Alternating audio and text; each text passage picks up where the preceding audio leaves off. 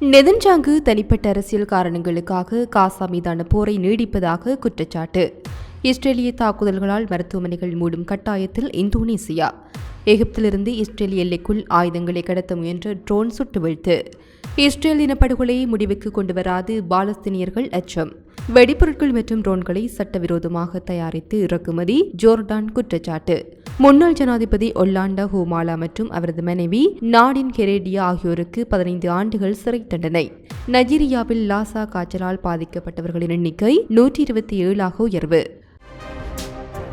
இதற்கு முன்னர் நீங்கள் உங்களுடைய சேனலை தினமும் பார்வையிடும் பார்வையாளரா அல்லது புது பார்வையாளரா என்பதை கீழே இருக்கும் கமெண்ட்ஸ் பக்கத்தில் மறக்காம பதிவிடுங்க. அத்துடன் முதன்முறையாக எங்களுடைய சேனலை பார்வையிடுகிறீர்கள் என்றால் சப்ஸ்கிரைப் பண்ணி உங்கள் ஆதரவை வழங்குங்க. வாங்க காணொளிக்குள் போகலாம்.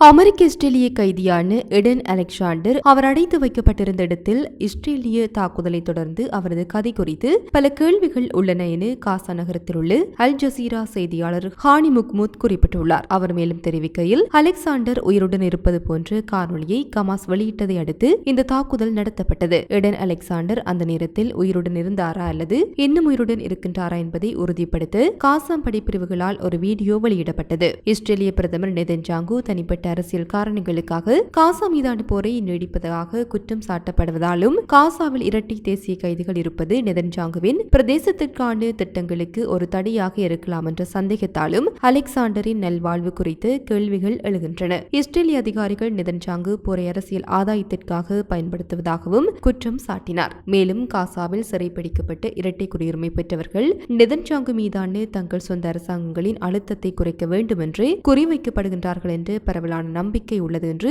முக்மூத் தெரிவித்துள்ளார்.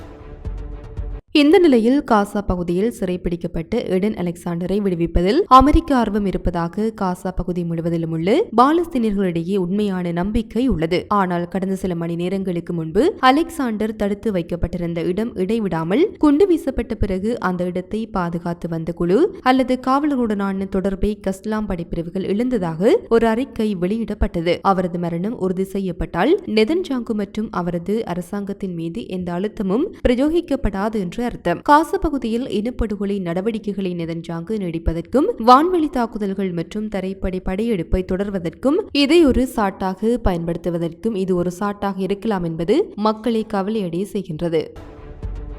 இஸ்ரேலிய தாக்குதல்களால் சேதமடைந்து வடக்கு காசாவில் உள்ள இந்தோனேசிய மருத்துவமனை தற்போது 9 படுக்கைகளுடன் குறைந்தபட்ச தீவிர சிகிச்சை வழங்கி வருகின்றது. இஸ்ரேலிய படைகள் காசா முழுவதிலும் உள்ள மருத்துவ வசதிகளை திட்டமிட்டு குறிவைத்துள்ளன. இதில் அல்-அக்ஷி மற்றும் அல்-ஷிபா போன்ற முக்கிய மருத்துவமனைகள் அடங்கும். இதனால் ஆயிரக்கணக்கானோர் சிகிச்சை பெறாமல் தவிக்கின்றனர். இஸ்ரேலிய தாக்குதல்களால் இந்தோனேசிய மருத்துவமனை மட்டும் 3 முறை மூட வேண்டிய கட்டாயம் ஏற்பட்டுள்ளது. இந்த நிலையில் எகிப்திலிருந்து இஸ்ரேல் எல்லைக்குள் ஆயுதங்களை கடத்த முயன்ற ட்ரோனை சுட்டு வீழ்த்தியதாக இஸ்ரேல் ராணுவம் தெரிவித்துள்ளது. அந்த ட்ரோன் சுட்டு வீழ்த்தப்பட்டது. மேலும் ஆளில்லா விமானம் சுட்டு வீழ்த்தப்பட்ட இடத்தில் இஸ்ரேலிய படைகள் 4 தாக்குதல் துப்பாக்கிகள் மற்றும் வெடிமருந்துகளை கண்டுபிடித்தன. ஆயுதங்களின் மூலத்தையோ அல்லது இலக்கையோ ராணுவம் வழங்கவில்லை என தெரிவிக்கப்பட்டுள்ளது. இந்த நிலையில் காசாவில் போர் நிறுத்தத்தை அடைவதற்கான முயற்சிகள் சவால்களை எதிர்கொள்கின்றன. காசாவிற்கு மிகவும் தேவையான உதவிகளை மீண்டும் வழங்குவதற்கு ஈடாக தற்காலிக போர் நிறுத்த ஒப்பந்தத்தை இஸ்ரேல் மிரட்டி பணம் பறிக்க முயற்சிக்கிறது. களத்தில் பாலஸ்தீனியர்கள் மிகவும் அவநம்பிக்கையில் உள்ளனர். அவர்கள் உயிர் வாழ ஒரு போர் நிறுத்தம் தேவை. ஹமாஸ் தனது 200 உறுப்பினர்களை நீராயுத பாணிகளாக்கி காசா பகுதியிலிருந்து நாடு கடத்த ஒப்புக்கொண்டால் மட்டுமே காசா மீதான இனப்படுகொலையை போரை முடிவுக்கு கொண்டு வருவது குறித்து விவாதிப்பதாக இஸ்ரேல் உறுதியளிக்கும். ஹமாஸ் பல விடயங்களில் நெகிழ்வுத்தன்மையை காட்டியுள்ளது. ஆனால் ஆக்கிரமிப்பை முடிவுக்கு கொண்டு வராமல் ஆயுதங்களை கீழே வைப்பது ஒரு சிவப்பு கோடு என்று இயக்கம் கூறுகின்றது. ஆனால் ஹமாஸிடம் மாற்று வழிகள் இல்லாமல் போய்கொண்டிருக்கின்றன. காசா அழிவில் மூழ்கியுள்ளது. மக்கள் நம்பிக்கையும் பொறுமையும் இழந்து தவிக்கின்றனர். ஹமாஸ் சரணடைந்து அரசியல் ரீதியாக மாற ஒப்புக்கொண்டாலும் இஸ்ரேல் இனப்படுகொலையை முடிவுக்கு கொண்டு வராது என்று பாலஸ்தீனியர்கள் அஞ்சுகின்றனர். சலுகைகளும் எதிர் சலுகைகளும் பரிமாறிக்கொள்ளப்படுவதால் காசாவில் வாழ்க்கையின் நம்பகத்தன்மை மறைந்து வருவதாக ஐநா கூறுகின்றது. இது எல்லாம் ஒரு முட்டுச்சந்து போல் தெரிகின்றது. அரசியல் முன்னேற்றத்திற்கான எந்த உத்தரவாதமும் இல்லாமல் ஹமாஸ் தன்னை தானே அழித்துக் கொள்ளும்படி கேட்கப்படுகின்றது. இஸ்ரேல் அமெரிக்க அரசியல் மற்றும் ராணுவ ஆதரவை பெறுகின்றது. இந்த நிலையில் அக்டோபர் 7, 2023 அன்று மோதல் வெடித்ததிலிருந்து காசா பகுதியில் பாலஸ்தீனியர்களின் இறப்பு எண்ணிக்கை 51,000 உயர்ந்துள்ளதாக காசாவை தளமாக கொண்டு சுகாதார அதிகாரிகள் நேற்றைய தினம் தெரிவித்ததாக சின்கூவா தெரிவித்துள்ளது. இஸ்ரேலிய ராணுவத்தின் தொடர்ச்சியான தாக்குதல்களில் 1,16,343 பேர் காயமடைந்துள்ளதாக சுகாதார அதிகாரிகள் ஒரு செய்திக்குறிப்பில் தெரிவித்தனர். கடந்த 24 மணி நேரத்தில் இஸ்ரேலிய வான்வெளி தாக்குதல்கள் மற்றும் பீரங்கி தாக்குதல்களில் குறைந்தது 17 பாலஸ்தீனியர்கள் கொல்லப்பட்டனர் மற்றும் 69 பேர் காயமடைந்தனர் என்று சுகாதார அதிகாரிகள் தெரிவித்தனர். தொடர்ச்சியான விரோத போக்குவரத்தாலும் பாதுகாப்பான வழித்தடங்கள் இல்லாததாலும் மீட்பு பணிகள் தடைப்பட்டுள்ளதால் பல பாதிக்கப்பட்டவர்கள் இடிபாடுகளுக்கு அடியில் இருப்பதாக சுகாதார அதிகாரிகள் தெரிவித்தனர். இந்த ஆண்டு மார்ச் 18ஆம் தேதி இஸ்ரேலிய ராணுவ நடவடிக்கைகள் மீண்டும் தொடங்கியதிலிருந்து 1630 பாலஸ்தீனியர்கள் கொல்லப்பட்டுள்ளனர் மற்றும் 4302 பேர் காயமடைந்துள்ளனர் என்று அது மேலும் கூறியது. காசா பகுதி மோசமடைந்து வரும் பாதுகாப்பு நிலைமைகள் மற்றும் நிவாரண முயற்சிகளுக்கான அணுகல் தடைப்பட்டுள்ள நிலையில் மோசமடைந்து வரும் மனிதாபிமான நிலைமையை தொடர்ந்து எதிர்க்கின்றது என்று சுகாதார அதிகாரிகள் தெரிவிக்கின்றனர். இந்த நிலையில் ஆக்கிரமிக்கப்பட்டு கிழக்கு ஜெருசலேமின் வடக்கே அமைந்துள்ள கலந்தியா சோதனை சாவடியில் இஸ்ரேலிய படைகள் ஒரு பாலஸ்தீனிய இளைஞரை சுட்டுக் கொன்றன. பாதிக்கப்பட்டவரின் அடையாளம் மற்றும் நிலை இன்னும் தெரியவில்லை. எங்கள் கடைசி புதுப்பிப்புக்கு பிறகு மேலும் பல தாக்குதல்கள் நடந்துள்ளன. அவற்றில் இஸ்ரேலிய துருப்புக்கள் கல்கிலியாவின் கிழக்கே உள்ள டூன் நகரை தாக்கியது மற்றும் ரமல்லாவின் மேற்கே உள்ள புட்ரஸ் கிராமத்தின் மீது தாக்குதல் நடத்தியது ஆகியவை அடங்கும் என தெரிவிக்கப்பட்டுள்ளது. மேலும் ராக்கெட்டுகள், வெடிப்பொருட்கள் மற்றும் ட்ரோன்களை சட்டவிரோதமாக தயாரித்து இறக்குமதி செய்வதன் மூலம் தேசிய பாதுகாப்பிற்கு அச்சுறுத்தல் ஏற்படுத்த சதி செய்ததாக குற்றம் சாட்டப்பட்டு 16 பேரை கைது செய்துள்ளதாக ஜோர்டான் தெரிவித்துள்ளது. ஜோர்டான் அரசாங்கத்தின் செய்தி தொடர்பாளர் முகமது மௌமானி கூறுகையில், தலைநகர் அம்மானின் புறநகரில் உள்ள ஒரு ரகசிய மறைவிடத்தில் கண்டுபிடிக்கப்பட்ட ராக்கெட்டுகள் ராஜ்யத்திற்குள் உள்ள இலக்குகளுக்கு எதிராக பயன்படுத்த 3க்கு 5 கிலோமீட்டர் வரம்பில் தயாரிக்கப்பட்டவை என தெரிவித்துள்ளது.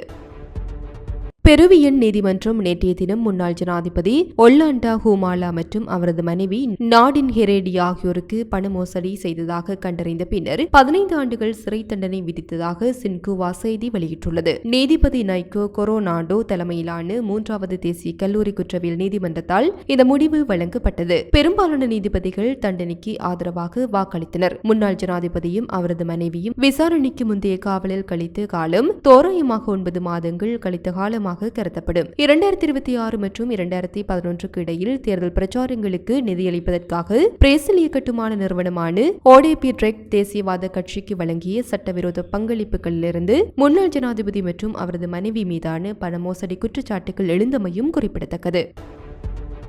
நைஜீரியாவில் லாசா காய்ச்சலால் பாதிக்கப்பட்டவர்களின் எண்ணிக்கை 127 உயர்ந்துள்ளது. ஜனவரி மாதம் இந்த நோய் பரவ தொடங்கியதிலிருந்து பதிவான 4025 சந்தேகத்திற்கு இடமான வழக்குகளில் 674 உறுதிப்படுத்தப்பட்ட வழக்குகள் பதிவாகியுள்ளதாக நைஜீரியா நோய் கட்டுப்பாடு மற்றும் தடுப்பு மையம் ஒரு அறிக்கையில் தெரிவித்துள்ளது. அதிக மக்கள் தொகை கொண்டு ஆப்பிரிக்க நாட்டில் உள்ள 36 மாநிலங்களில் 18 மாநிலங்கள் இந்த ஆண்டு இதுவரை வைரஸ் இரத்த கசிவு நோயால் பாதிக்கப்பட்டுள்ளன. தென் மாநிலங்களான ஒண்டோ மற்றும் எடோ மற்றும் வடக்கு மாநிலமான பவுச்சி ஆகியவை மிக மோசமாக பாதிக்கப்பட்டுள்ளன. இது மொத்த உறுதிப்படுத்தப்பட்ட வழக்குகளில் 70% அதிகமாகும் என்று NCDC தெரிவித்துள்ளது. NCDC இறப்பு விகிதம் 18.8% உள்ளது. இது 2024ஆம் ஆண்டில் இதே காலகட்டத்தில் பதிவான 18.5% விட சற்று அதிகமாகும். 21 முதல் 30 வயதுக்கு உட்பட்ட இளைஞர்கள் அதிகம் பாதிக்கப்பட்டுள்ளனர். தொற்று நோயின் சராசரி வயது 30 ஆண்டுகள் என்று பொது சுகாதார நிறுவனம் தெரிவித்துள்ளது. பெண்களை விட அதிகமான ஆண்கள் பாதிக்கப்பட்டுள்ளதாகவும் ஆண் பெண் விகிதம் 1.08 என்றும் அது குறிப்பிட்டது. லாசா காய்ச்சல் முதன்மையாக சிறுநீர் அல்லது மலத்தால் மாசுபட்ட உணவு அல்லது வீட்டுப் பொருட்கள் மூலம் பரவுகின்றது. எலி உமிழ்நீர், சிறுநீர் அல்லது மலத்துடன் நேரடி தொடர்பு மூலம் மனித பரவல் ஏற்படுகின்றது. ஆப்கானிஸ்தானில் உள்ள இந்து குஷ் பகுதியில் இன்று அதிகாலை 4:43 மணிக்கு சக்தி வாய்ந்த நிலநடுக்கம் ஏற்பட்டதாக ஐரோப்பிய மத்திய தரைக்கடல் நில அதிர்வு மையம் தெரிவித்துள்ளது. இந்த நிலநடுக்கமானது 5.9 ரிக்டர் அளவிலான நிலநடுக்கம் ஏற்பட்டதாக ஐரோப்பிய மத்திய தரைக்கடல் நில அதிர்வு மையம் தெரிவித்துள்ளது. குறித்த நிலநடுக்கமானது சுமார் 1,08,000 மக்கள் தொகை கொண்டு பாக்லான் நகரத்திலிருந்து கிழக்கே 164 கிலோமீட்டர் தொலைவில் மையப்பகுதியில் ஏற்பட்டுள்ளது. அதேவேளை குறித்த நிலநடுக்கமானது இந்தியாவில் ஸ்ரீலங்காவின் சில பகுதிகளிலும் உணரப்பட்டதாக தேசிய நில அதிர்வு மையம் தெரிவித்துள்ளது. 5.9 ரிக்டர் அளவிலான குறித்த நிலநடுக்கம் கடுமையான சேதத்தை ஏற்படுத்தும் அளவிற்கு வலிமையானது என்று கருதப்படுகின்றது. குறிப்பாக மையப்பகுதிக்கு அருகில் இருப்பினும் இதுவரை உயிரிழப்புகள் அல்லது சேதம் குறித்த தகவல்கள் எதுவும் வெளியாகவில்லை என்பதும் குறிப்பிடத்தக்கது. இது போன்ற பல செய்திகளை தெரிந்து கொள்ள நம்முடைய சமூக மீடியா யூடியூப் சேனலை சப்ஸ்கிரைப் செய்து அருகில் உள்ள பெல் பட்டனை கிளிக் செய்யுங்கள். மேலும் செய்திகளை உடனுக்குடன் தெரிந்து கொள்ள சமூகமீடியா.com என்ற இணையதளத்தின் வாயிலாக எங்களுடன் இணைந்திருங்கள்.